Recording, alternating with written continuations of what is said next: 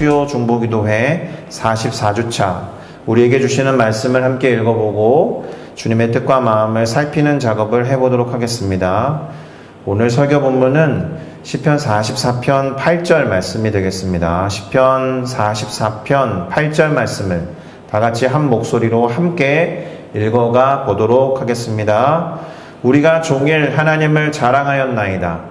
우리는 하나님의 이름에 영원히 감사하리이다. 셀라. 아멘. 자, 저는 방금 우리가 함께 읽은 시편 44편 8절 말씀을 중심으로 해서 종일이라는 제목으로 이 시편 44편을 전반적으로 함께 살펴보고 그 안에서 하나님이 주시는 마음에 따라서 기도를 할 수 있는 기도의 제목들을 발견해 보려고 합니다. 자, 종일, 영어로는 all day long 이죠. 그야말로 하루 종일이라는 의미가 되겠습니다. 그럼 한번 질문을 드려볼 수 있겠죠. 무엇인가를 하루 종일 해본 일이 있습니까? 설마 공부요? 웃음 포인트였는데, 예. 쉼없이 지속해서 정말 온종일 공부를 해본 적이 있어요? 예. 저는 이제 이 질문을 떠올려 놓고 생각해 봤죠. 저에게는 자전거를 하루 종일 탄 적이 있습니다. 자전거를. 9박 10일 동안 천안에서 목포를 간 다음에 목포에서 남해안 따라서 부산에 도착하고 부산에 도착한 다음에 그 서울에서 부산으로 합류한 서울팀과 함께 4대강 종주를 한 적이 있습니다. 그러니까 낙동강을 따라서 남한강, 북한강, 한강 끝쪽에서 인천 그 관문까지 대략 1300km를 달린 적이 있습니다. 예, 야간 라이딩을 가장 오래 한 날이 15시간 정도 탄 날이 있어요. 그래도 15시간이에요. 24시간 중에서 15시간. 그것도 보통 여름에 여행을 다녔기 때문에 중간에 아주 더울 때는 쉬어야 했고, 예, 쉬기에는 농협이 제일 좋습니다. 은행에 들어가서 에어컨 바람 쐬면서 잠깐 아무런 용무도 없는데 그냥 물 한 잔 마시고 들어가 쉬면 참 좋습니다. 그리고 식사 때는 밥을 먹어야 되잖아요. 그러니까 15시간을 주행을 했다라고 해도 15시간을 계속 페달링을 한 건 아니에요. 또 숙소를 구해야 됐죠. 숙소를 구하면 이제 가장 짐을 최소화해서 달려야 됐기 때문에 바로 빨래를 해야 돼요. 그리고 자전거 정비도 해야 되고 잠도 자야 했으니까 이 경우에도 종일 all day long은 아닌 겁니다. 자, 여러분의 경우는 어떻습니까? 무엇인가를 정말 최대한 쉬지 않고 온종일 했다고 하면, 정말 그랬다라고 하면 그것을 정말로 하루 종일 쉼없이 했다는 건가? 그리고 그것이 과연 가능한 일인가? 어떤 행위를 놓고 이렇게 말을 하면 불가능한 일이에요. 그렇겠죠? 심지어 잠을 24시간 잘 수도 없어요. 중간에 한 번은 깰 겁니다. 못해도. 그러니까 쉼 없이 어떠한 행위를, 어떠한 동작을 24시간 동안 all day long 불가능한 일입니다. 그런데 우리는 이와 같은 말을 자주 해요. 100% 거짓말이죠. 하루 종일 했어. 말이 안 되잖아요. 그러니까 문자적으로, 물리적으로, 실제적으로 그렇다는 말은 아니겠죠. 그만큼 오랜 시간 동안 거기에 머물러 있으면서 그 일을 했다라는 정도의 뜻이 될 겁니다. 다시 말씀드리지만 어떤 동작이나 어떤 행동을 쉼없이 종일 행하는 건 불가능하다라는 말입니다. 자, 그렇다면 이건 어때요? 늘 갖고 있는 것 또는 늘 함께하는 사람의 경우는 종일 갖고 다니거나 종일 함께하는 게 가능한 일인가요? 예를 들어서 휴대폰 어때요? 휴대폰. 이게 심지어 자면서도 자기 머리맡에 두고 자지 않아요? 보통? 예, 충전하면서. 그리고 잠시 잃어버리거나 집에 두고 혹시 밖에 나가서 외출을 하면 그 허전함을 넘어서는 불안함까지 갖고 있잖아요. 예. 휴대폰 정도는 24시간을 갖고 다니면서 all day long be together 할 수 있겠다, 이런 생각이 잠깐 들기는 했습니다. 뭐 다 아시는 얘기일 수 있는데 재미있는 얘기를 하나 해볼까요? 싱가폴 1달러 동전 이야기가 생각이 납니다. 싱가폴 1달러 동전은 팔각형을 안에다가 이렇게 새겨놨잖아요. 이게 어떤 의미인지는 아십니까? 예, 이게 그 초대 총리셨던 리관유 씨께서 그 모든 싱가폴 사람들이 1달러를 갖고 다닐 수 있도록, 정확하게는 이런 거예요. 저 팔각형을 갖고 다니게 하도록 일부러 1달러에다가 팔각형을 새겨 넣은 거예요. 이 이야기를 모르는 눈치네요. 절반은 알고 절반은 모르시는군요. 이 이야기 시작점은 그렇게 됩니다. 지하철을 놓으려고 할 때, 싱가포르에 지하철 공사를 하려고 할 때 한 풍수학자의 의견을 듣습니다. 리관유 씨에게 그 풍수학자가 뭐라고 했냐면, 싱가포르 땅의 맥과 흐름을 지하철이 다 끊을 수 있다. 그럼 이 나라는 불행해질 수 있다. 큰일이 벌어질 수 있으니 그것을 막기 위해서 8궤, 풍수에서 강조하는 8궤를 모든 사람들이 지니고 다니게 해봐라. 그래서 1달러는 다 갖고 다닐 것처럼 생각해서 1달러 동전을 8궤를 새겨 놓은 거예요. 예, 처음 듣는 이야기입니까? 누구나 1달러 동전은 갖고 다닐 거라고 이제 생각한 거죠. 뭐 요즘 들어서는 잘 화폐도 그렇고 동전 잘 갖고 다니진 않지만 초반에는 그랬다라는 겁니다. 전 세계에 없는 모양이에요. 저렇게 만들기 위해서 1달러 이상의 예산이 들었을 겁니다. 동전 하나당. 그죠? 그래도 얼마나 그 생각에 지배를 받았으면 그렇게 했을까? 다시 말씀드리지만 갖고 다닌다거나 함께하는 거는 그래도 어떻게든 우겨가지고 24시간 할 수 있는데요. 어떤 동작이나 행동을 24시간 all day long 하기는 쉽지 않다. 자, 그런데 성경에 보면은 이런 표현들 많이 씁니다. 주야로, day and night죠. 쉬지 않고, without ceasing. 종일, all day long, 항상, always, 범사에, in everything, 영원히, forever. 이런 표현들을 사용하면서 뭔가를 하라는 명령을 참 많이 해요. 불가능한 걸 명령하시는 겁니다. 그렇지 않습니까? 대표적인 게 뭐예요? 항상 기뻐하라. 범사에 감사하라. 쉬지 말고 기도하라. 데살로니가전서 5장 16절에서 18절에 나와 있는 말씀 가장 유명하죠. 그런데 어때요? 이게 가능합니까? 불가능해요. 뭐랄까, 기도하는 동작, 기뻐하는 행동, 그쵸? 감사하는 말이나 감사의 태도를 24시간 유지하는 건 어렵다. 그것을 어떤 행동이나 동작이나 어떤 태도로 규정해버리면 못한다라는 거죠. 그러니까 그런 의미가 아니겠다, 이렇게 생각할 수 있습니다. 주야로 day and night, 여호와의 말씀을 묵상해라, 이런 표현도 있습니다. 이 말은 해가 떠 있을 때나 해가 져 있을 때나 하나님의 말씀 묵상하라는 거잖아요. 묵상하는 행위를 생각하면 불가능한 명령이에요. 오늘 우리가 함께 이 설교를 시작하면서 읽었던 설교 본문도 종일 하나님을 자랑하는 것과 하나님의 이름에 영원히 감사하는 것에 대해서 말하고 있었어요. 기억하시는지 모르겠지만 그렇게 완벽하게 전혀 쉬지 않고 그것만 하라는 의미가 될 수 없겠죠. 행위나 태도나 어떤 일로 그것을 규정해버리면. 그래서 아마도 이와 같은 명령들 너머에는 우선순위의 문제를 말씀하신 거다라고 보셔야 할 것 같습니다. 얼마나 우선순위를 두고 기도하느냐, 기뻐할 수 없고 감사할 수 없는 상황 가운데에서도 기뻐하고 감사할 수 있겠느냐, 이런 의미였을 거예요.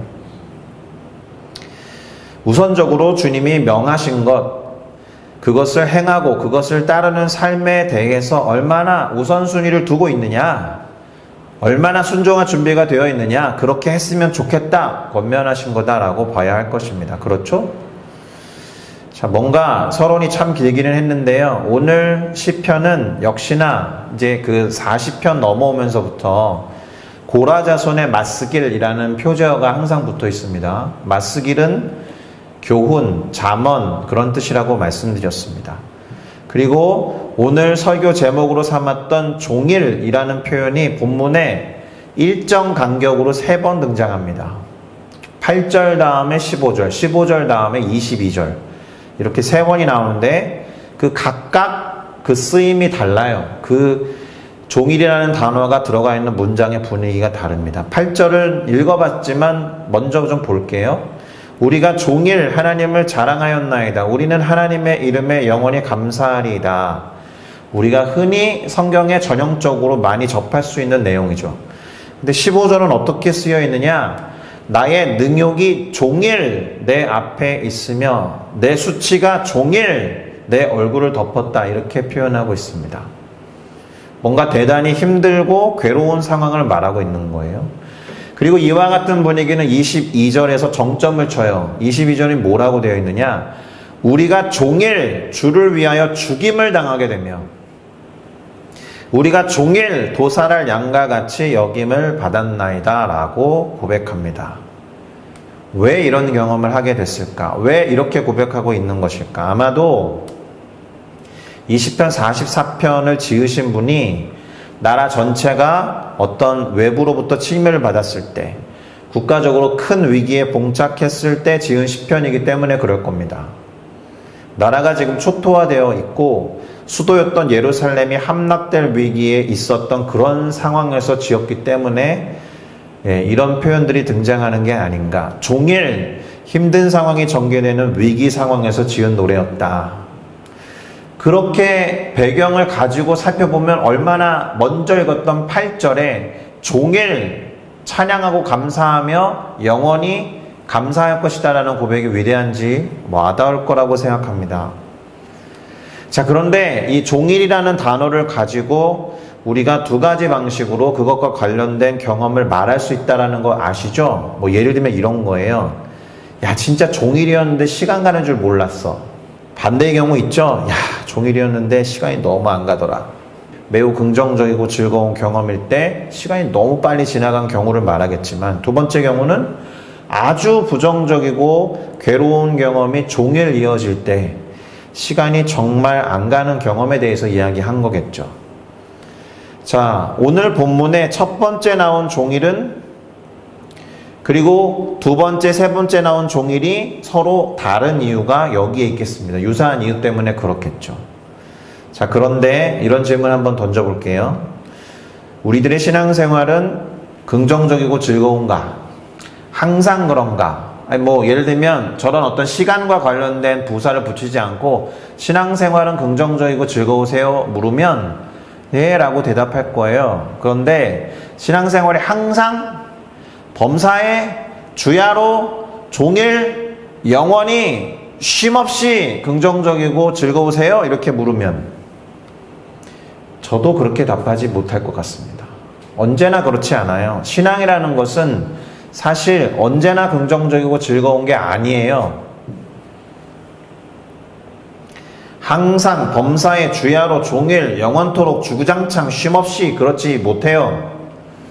그래서 반대로 이런 말을 하는 거예요.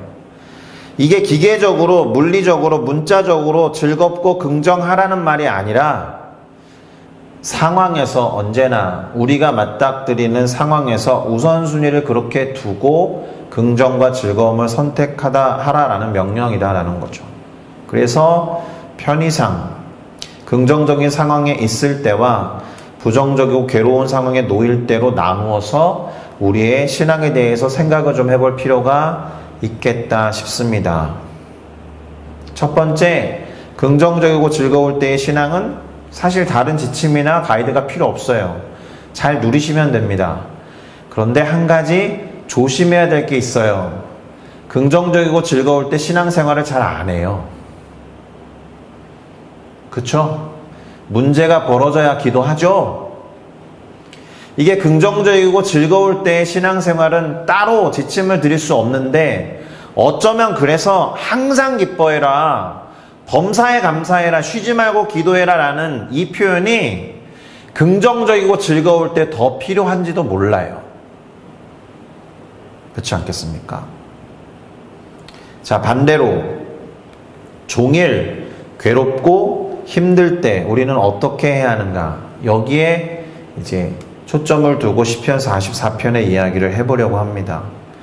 힘들고 종일 괴로울 때 무엇을 해야 하는가? 두 번째, 힘들고 종일 괴로울 때 무엇을 하면 안 되는가? 이것에 대한 대답을 얻어보는 시편 44편의 내용을 이렇게 정리를 좀 해보도록 하겠습니다. 우선은 재미있게도 1절부터 8절을 통해서는 해야 하는 게 나와요. 기억과 추억, 특별히 하나님과의 기억과 추억을 되새기면서 감사를 해라. 하나님과 가장 좋았던 시절을 생각하는 거 좋습니다. 신앙이 이게 계속 추억만 추구하면 안 되겠지만 힘들고 어려울 때는 추억만큼 좋은 게 없어요.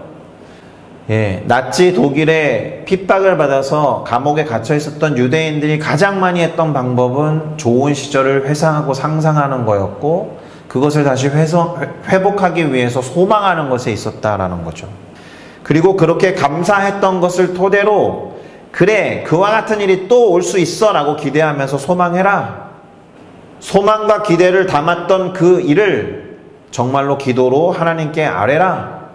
그리고 그 기도를 들으신 하나님이 들어주실 거다라는 확신을 가지고 먼저 감사하며 찬양해라. 이것이 시편 44편 1절부터 8절 사이에 있는 내용이라고 보시면 됩니다.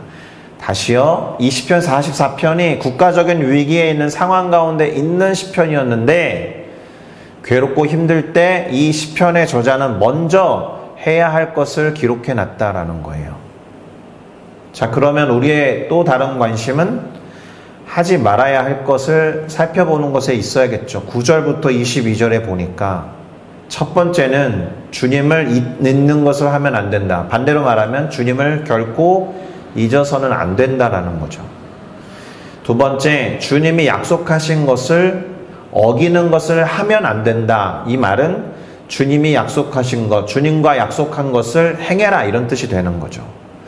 세 번째, 누구라도 마음이 위축될 수 있는 상황에서 마음이 위축되는 것을 하면 안 된다. 이 말은 마음을 지키라라는 거예요. 제가 오늘 어떤 지체하고 짧은 카톡으로 그런 대화를 나눴습니다. 그 친구가 먼저 저한테 그랬어요. 목사님, 마음을 지키는 것이 쉽지 않아요. 제가 뭐라고 그럴게요. 나도 마음을 지키는 게 쉽지 않아. 왜냐면 그 친구가 뭐 때문에 힘들어하는지 알거든요. 그리고 그 힘들어하는 주제에 대해서 저도 생각하면 힘들거든요. 마음을 지키기가 쉽지 않다라고 했어요. 정말 쉽지 않은 것 같아요. 그래도 위축되지 않도록 마음을 잘 추스르고 강하게 해야 할 줄로 믿습니다. 그러기 위해 필요한 게 사실 소망이죠. 추억이죠. 마지막으로 우리의 걸음이 주님의 길을 떠나지 않게 해야 한다는 거예요. 중심을 잘 잡으라라는 말입니다. 아멘이십니까? 그러니까 시편 44편 1절부터 8절까지는 그럼에도 불구하고 해야 하는 것, 그리고 9절부터 22절까지는 그렇게 지키기 쉽지 않겠지만 하지 말아야 하는 것, 그것을 당부해 놓고 나머지 부분에서 무엇을 말하고 있느냐? 다시 해야 하는 것. 그래서 기도와 간구를 다시 하자라고 본문 23절과 26절이 이렇게 기록합니다. 23절을 읽어보겠습니다. 주여 깨소서, 어찌하여 주무시나이까? 일어나시고 우리를 영원히 버리지 마소서. 이렇게 기도해라. 두 번째, 일어나서 우리를 도와주시옵소서. 주의 인자하심으로 말미암아 우리를 구원하여 주시옵소서. 이렇게 다시 기도하고 간구하라 라고 명하고 있다라는 겁니다. 아멘이십니까? 이렇게 기도하고 간구하는 것을 다시 해야 한다. 포기하지 않고. 쉽지 않겠지만 그럴 수 없는 상황에서 우선순위를 두고 선택해야 한다. 그때의 종일, 그때의 언제나, 그때의 항상, 그때의 쉬지 않고, 그때의 주야로, 그때의 영원히는 그런 의미다라는 거예요. 쉽지 않은 걸 인정하면서, 그러나 다 포기하더라도 우리는 포기하지 말자.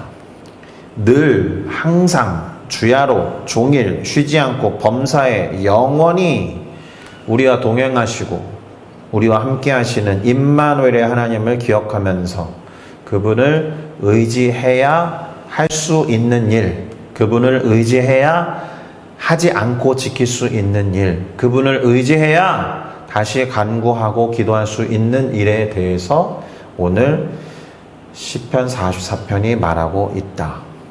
자, 싱가포르 1달러 동전이 아니라 현대인의 필수품 핸드폰이 아니라 우리 안에 머무시면서 동행하시는 하나님과 늘 항상 주야로 종일 쉬지 않고 범사에 영원히 동행하는 우리 모두가 되어야 할 줄로 믿습니다. 할렐루야.